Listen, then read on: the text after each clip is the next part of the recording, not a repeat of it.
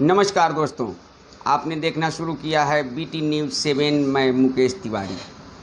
बिहार विधानसभा चुनाव के बाद जो रिज़ल्ट आया उसके बाद ये मेरा पहला वीडियो है। और जो रिज़ल्ट आया वो तो सारे लोगों के सोच से भी परे है। तो हम लोग क्या चीज़ हैं। नीतीश कुमार के प्रति बिहार में इतना उत्साह था कि 2/3 बहुमत मिल गया। और एक चीज़ समझ में नहीं आता है कि इस धरती पर भगवान के लिए भी एंटी इनकम्बेंसी देखा जाता है। जैसे इंद्र भगवान को ले लीजिए, बारिश नहीं हुआ, सारा पब्लिक कहता है बारिश नहीं हुआ, धान नहीं हुआ, और बारिश हो गया तो धान काला पड़ गया, गलत समय पर हुआ।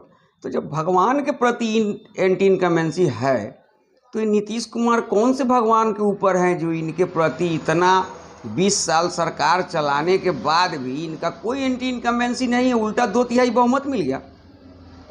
अरे बहुमत अगर 2/3 शुरुआत में पहला बार किसी को मिलता है तो वो तो समझ में आता है, लेकिन 20 साल चलाने के बाद जबकि सारा मीडिया ये चला रहे थे कि नीतीश कुमार के प्रति बिहार में बहुत आक्रोश देखा जाता है, जिसका नतीजा हुआ कि 2/3 बहुमत मिल गया।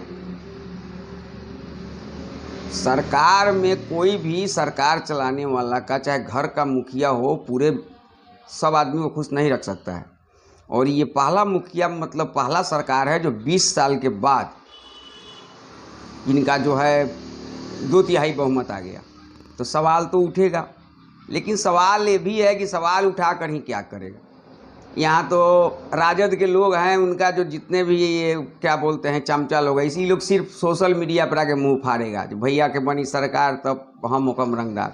ये लोग कुछ करने वाला है नहीं, जितना बोलवा लीजिए, कमज़ोर के ऊपर जाके लोग धबकेगा। इन लोगों के पास दूसरा कोई उपाय नहीं है।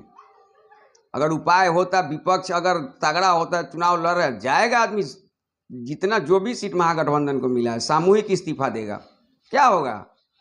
आप 5 साल विपक्ष में बैठ के 10 गो बात सुनने से अच्छा इज्जत से रहना है तो सामूहिक इस्तीफा दे दीजिए, और सामूहिक इस्तीफा दे के कोर्ट जाइए, तब देखिए पूरे भारत में क्या इसका असर होता है। और उसके बाद जब आप सरकार में ही नहीं रहेंगे, छोड़ दीजिए 5 साल की, आप बिना विपक्ष का सरकार चला लीजिए।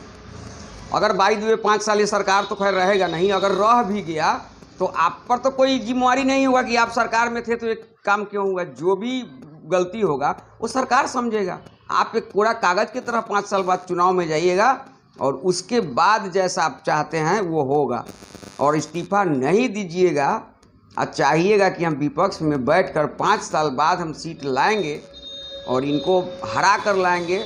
हमको दिखाई नहीं देता है, तब तक देखिएगा अगला 5 साल के बीच में जन सुराज तैयार हो जाएगा। फर्स्ट लड़ाई में रहने के लिए आप फिर पिछड़ जाइएगा, और आपके लिए इस्तीफा के अलावा दूसरा कोई और चारा नहीं है। बाकी तो आपके पास बहुत बड़ा बड़ा सलाहकार लोग हैं, ज़्यादा सलाहकार न था। एक वीडियो हम पहले भी बनाए थे कि जितना लेट से दीजिएगा टिकट, उतना ही जहाँ जहाँ लेट कर रहे हैं वहाँ कैंडिडेट नहीं जीतेगा। तो आप चुनाव के 1 दिन पहले 2 दिन पहले टिकट बांटते हैं। आपको पैसा, आप लोगों को अगर फरियाना है, बेचना किनना है तो 6 महीना पहले ही क्या है ना बेच किन लेते हैं। उसका भी नतीजा आपको भुगतना पड़ा है। और आगे आपके पास सलाहकार बहुत है, बड़ा बड़ा सलाहकार है, बाहर से बुला के रखे हैं। तो देख लीजिए 5 साल और चला के कि अगर बिना इस्तीफा का अगर हो जाता है तो कर लीजिए, बहुत खुशी का बात है। धन्यवाद।